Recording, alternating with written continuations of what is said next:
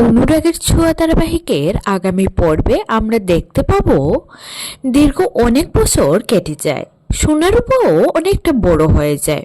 রূপাকে ছাড়া সূর্য দীপার জীবন যেন অন্ধকারে নিমজ্জিত হয়ে যায়।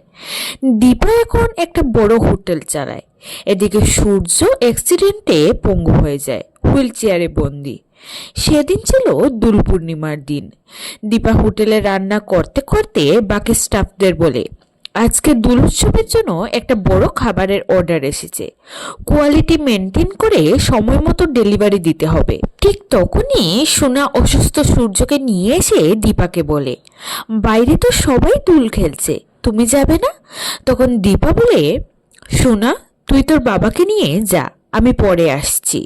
দীপার কথা শুনে সোনা বলে, নিজেকে আর এভাবে আটকে রেখো না মা। তখন দীপা মনে মনে বলে, কোথায় চলে গেলি রূপা? তোকে ছাড়া যে আমার জীবনে সবকিছু রঙহীন।